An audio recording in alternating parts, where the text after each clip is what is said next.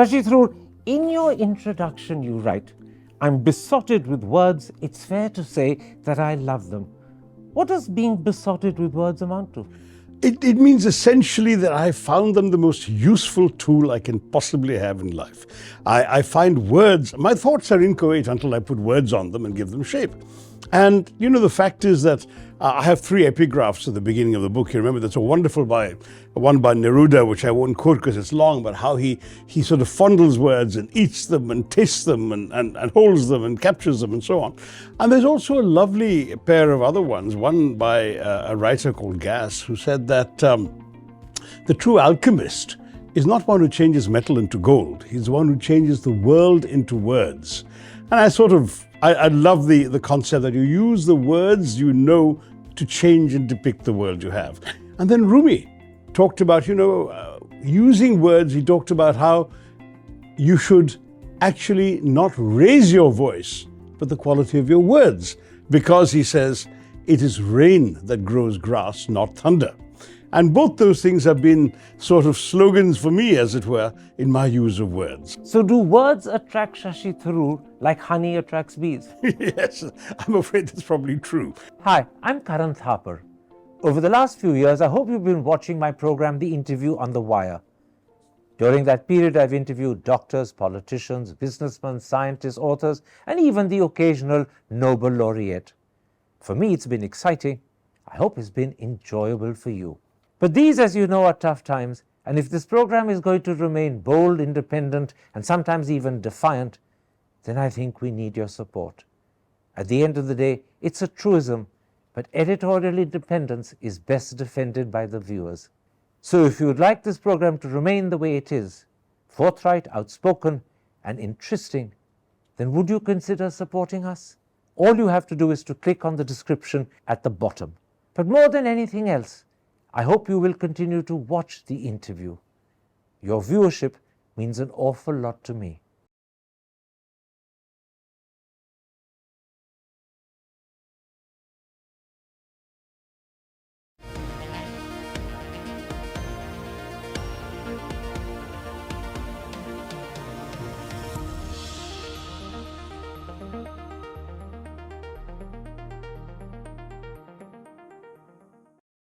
Hello and welcome to a special interview for The Wire.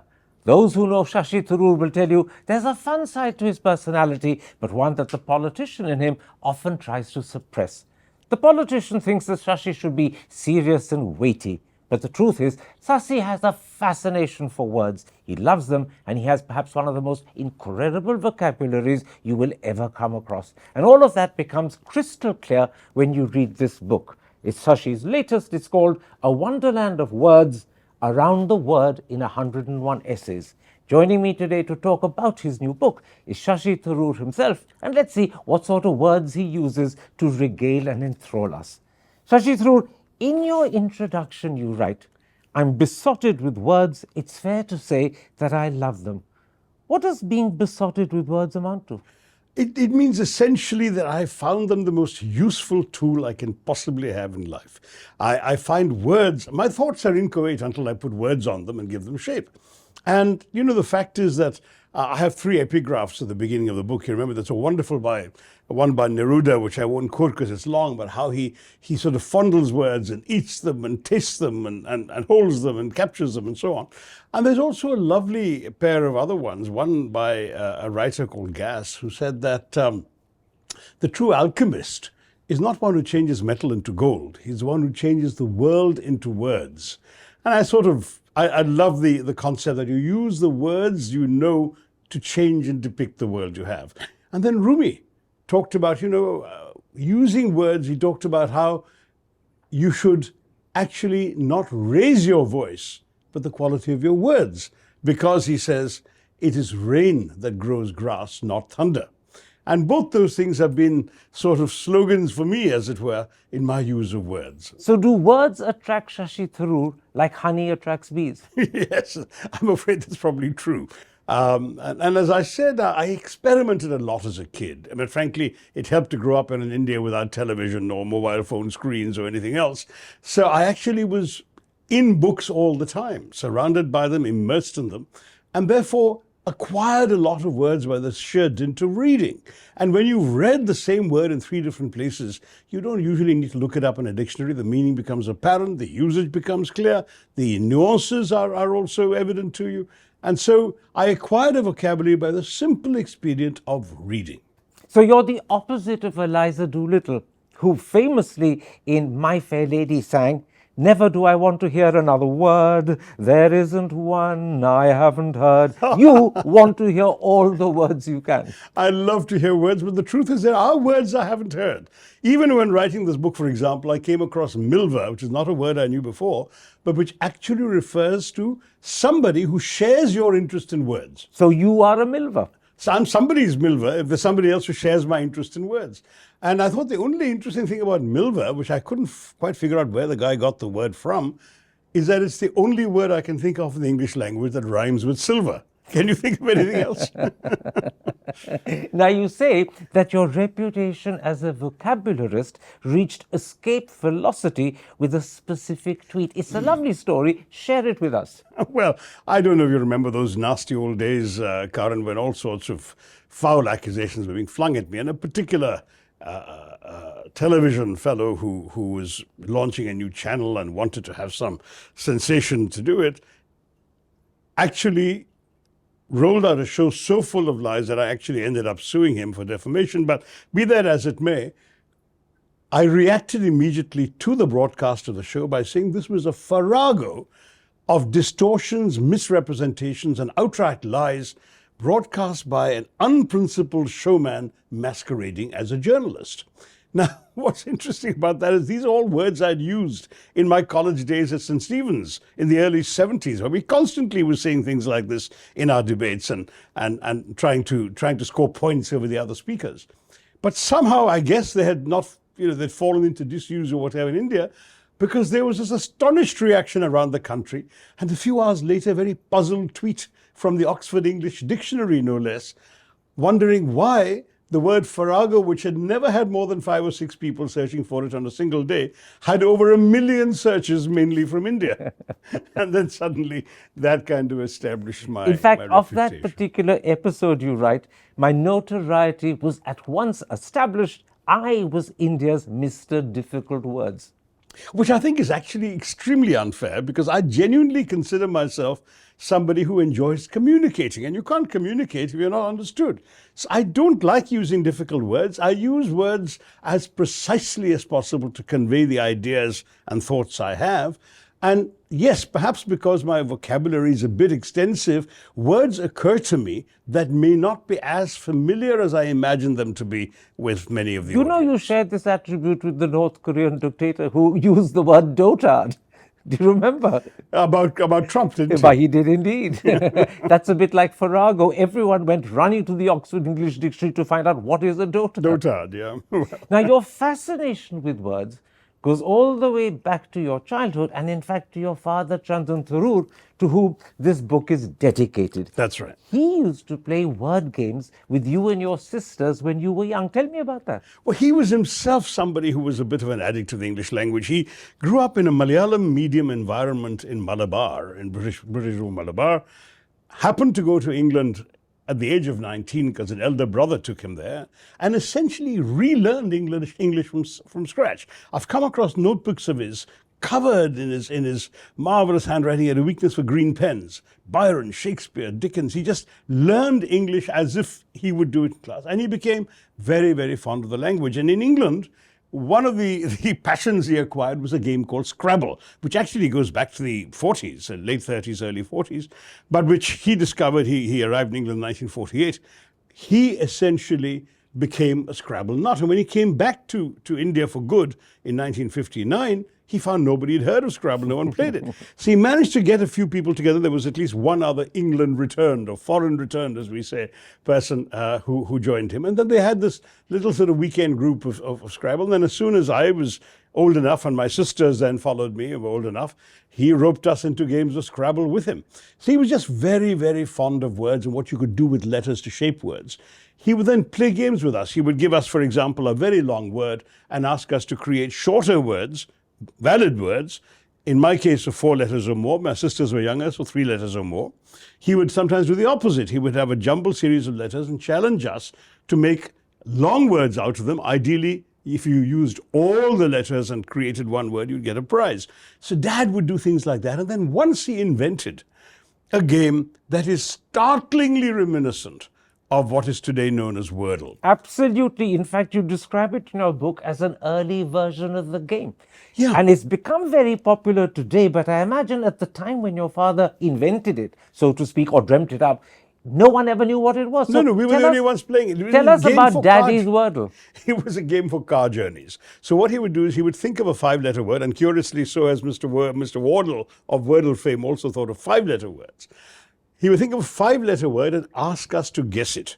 But unlike Wordle, which tells you very precisely if the word you've guessed has a letter in the right place or a letter correct but in the wrong place. Through the color combination. Yeah, through color combination. Green means it's your letter is right and in the right place. Yellow means your letter is right but in the wrong place. And gray means it's not right at all. And that's actually easier to figure out then. But my dad didn't do that. He just said, you guess the word and I'll tell you how many letters you've got right. So he gave us 20 turns though, unlike the 6 turns you get in Wordle, because precisely you often needed to go through 3 turns to identify a vowel. I mean, we developed a sort of convention amongst the kids of starting off with stick, stack and stock. And if the numbers went up and down, then we knew I, A or O were there. You know, that sort of thing. Anyway, it was a lot of fun. And Dad, because he loved words, he infected us with this passion for words, which has gone down the generations. My sister's son is as good a player as Dad ever was, and litters his games. So it's gone down the family generation by generation. And everyone is an expert at playing word games. Well, I wouldn't go that far. I think 1 or 2 may not have gone quite that far. My own sons love words and they write brilliantly, but I don't think they've played Scrabble very much at all. It never caught their fancy. So it's just a question of, what ignites your passions, and this wasn't their thing. All right, let's at this point come to your book. One of the most fascinating chapters is called Indianisms, and it begins with an account of how you believe you invented the word prepone in 1972 when you were at St. Stephen's College, only to discover that actually it was coined in 1913. That's right. And first used by the Indian Science Congress in 1952. It was so amusing because, when I actually thought I'd made it up, because I did make it up, I just thought, why do we have to say things like, can I advance that appointment? Or could we move that examination forward? Or whatever it may be. Prepone conveyed the idea very precisely. So I started using it, and other friends started using it. And I wrote it in an article, I remember, during the World's Fair, the Asia Fair, or whatever it was in Delhi. I had an amusing piece about visiting it, and I used the word prepone there, and people commented on it, and so on. So I gave myself credit that I've invented a word that's actually useful to people. And when I then wrote a column somewhere in the Week magazine, I think it was, saying this, I got a very polite letter from a lady called Caroline or Catherine Henstridge of the OED, saying, I'm afraid you didn't. We actually have a reference going back to 1913 in a letter to the editor of the New York Times using the word prepone, except that it never caught on after that, so there's no other record of it, until 1952, when the Indian Science Congress had a paper saying that the demand for power in India's villages can either be preponed or postponed depending on the need, which I thought was quite funny. So not only had the invention of the word prepone been preponed from 1972 to 1913, but an Indian had also used it. But of course, now it's really widespread. And I think most Indians assume it's actually a real word. So it's quite funny. Now, a substantial chunk of that chapter, Indianisms, is about words that are perfectly common and normal and everyday for us in India, but would be extremely unusual to Western ears. I'm talking of words like air dash, non-veg, history sheeter, and that delightful term, real brother. Yeah, real brother is a particular favorite of mine because, of course, we in India, it's also language so effectively reflects culture. We in India often treat our cousins as our brothers or sisters, and frequently people have asked me, I met your brother the other day, and I said, I don't have one. I only have 2 sisters. And they meant my cousin, who referred to himself to them as my brother.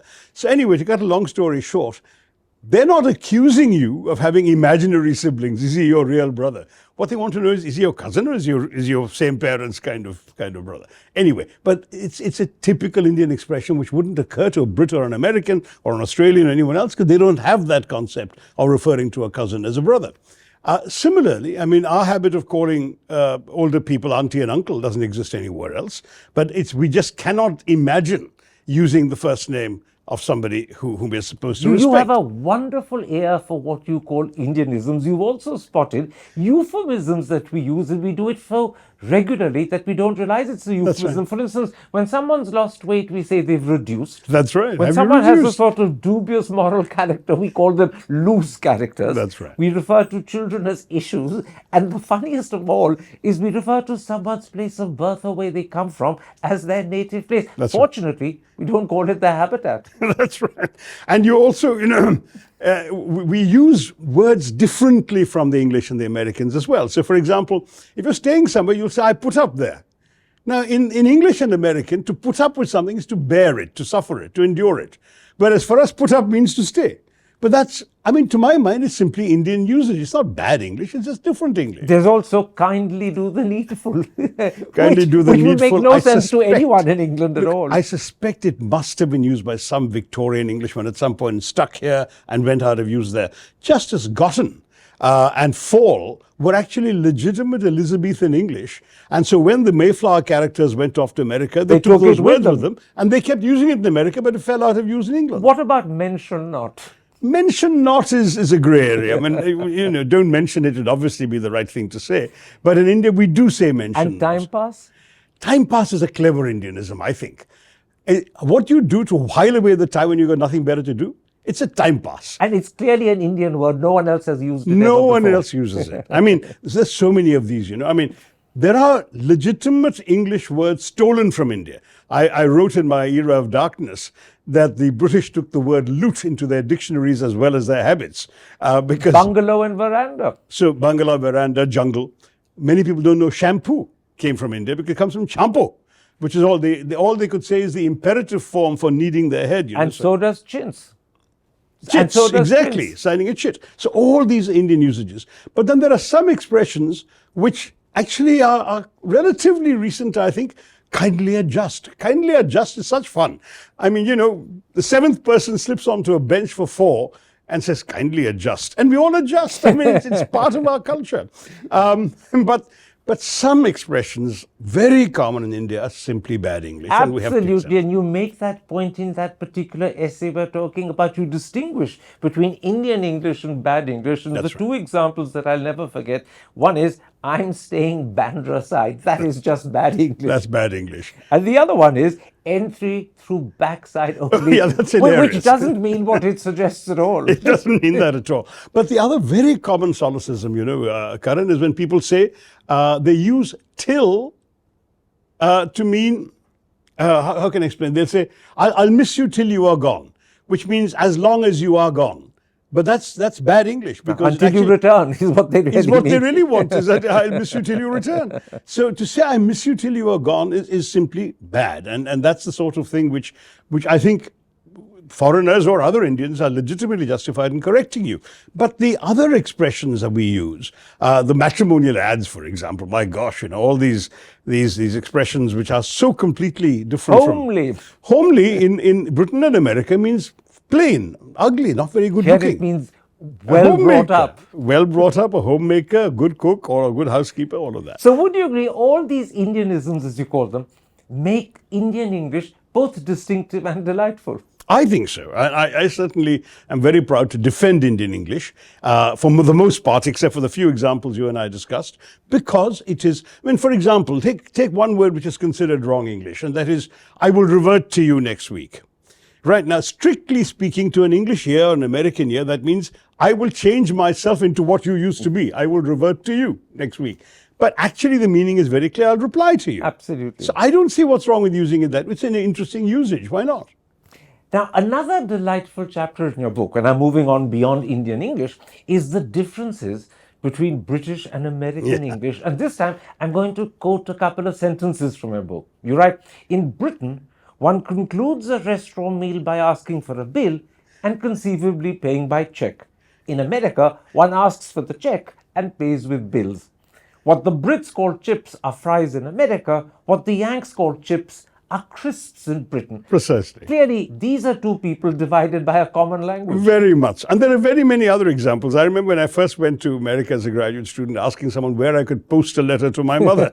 And they said, well, there is a bulletin board, but are you sure you want to post something so personal? Because post in America means to publish. That's why these blessed things Whereas you in show on England, it social means media to post. mail. To mail. And the Americans say to mail. They don't say to post. The irony of all this, however, is you do the mailing at a post office. So why couldn't they understand what post meant? But anyway, that's another matter.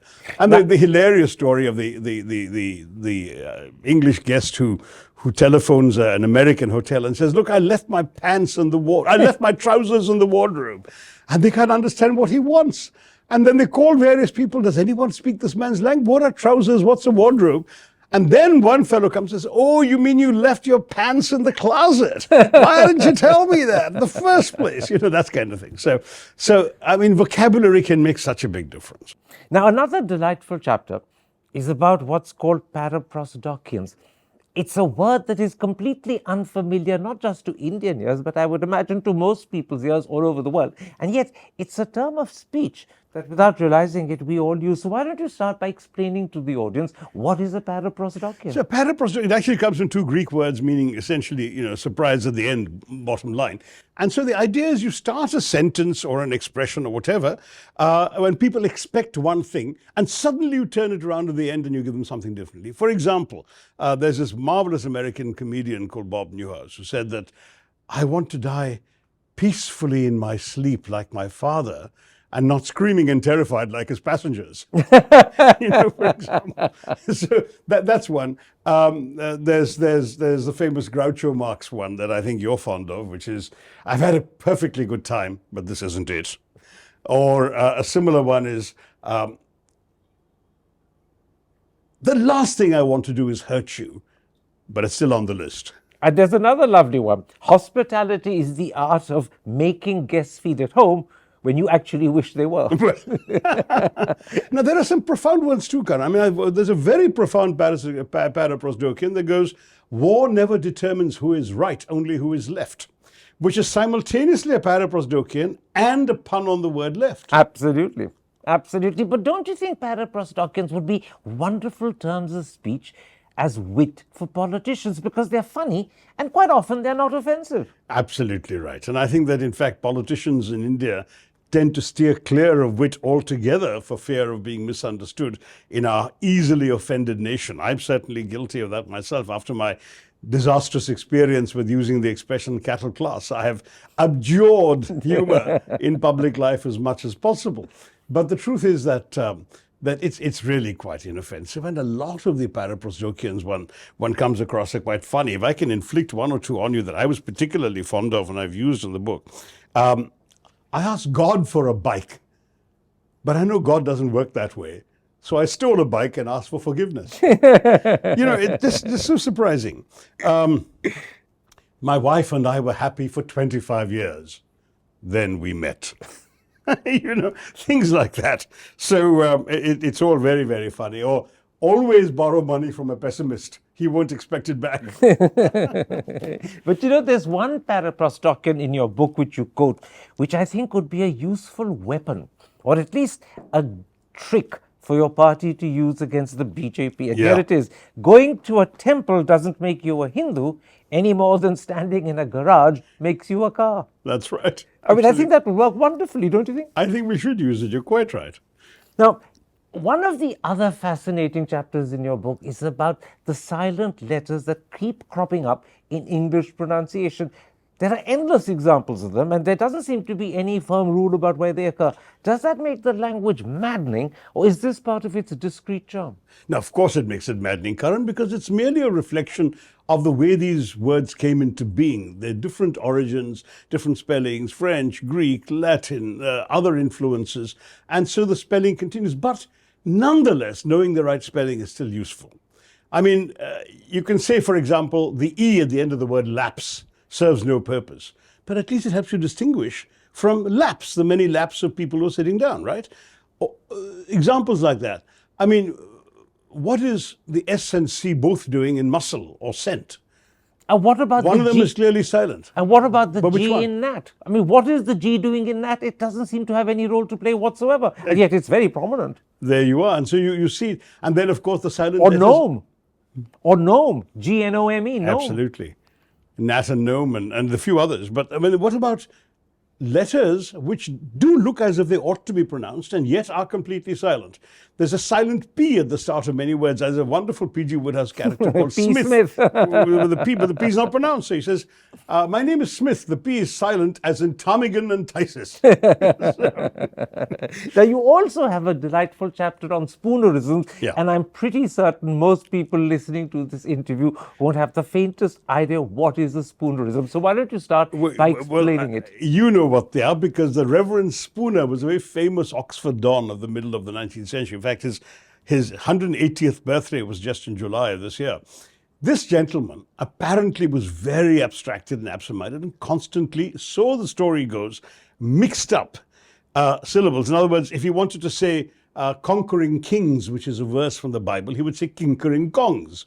Or he would say, and he was, of course, he was Reverend Spooner, he was a priest, so he would say, you know, the Lord is a loving shepherd. He would say, the Lord is a shoving leopard, and things like that. Now, there are 2 or 3 which are confirmed to be attributed to him. But thereafter, his reputation grew so widely amongst Oxford undergraduates that we suspect that most of the Spoonerisms we've known about since then were actually made up by clever young But there undergraduates. is one that is believed to be a genuine Spoonerism, and it's you have deliberately tasted 2 worms and you will leave Oxford by the town drain. You have hissed all my mystery lectures. You have tasted a worm, that's you wasted a term, and you will immediately leave Oxford on the next town drain, the next down train. But anyway, that's the sort of thing he did all the time, apparently, and it can be an awful lot of fun. So if I were to say to you, copying the Reverend Spooner, that you're a whining shit, would you be complimented or would you be offended? Well, I think you meant to say that I was a shining wit. No, I meant to say whining shit. Oh, then I'd be complimented. And that's why I asked you, would you be complimented or would you Okay. be offended? Well, in that case, I would be.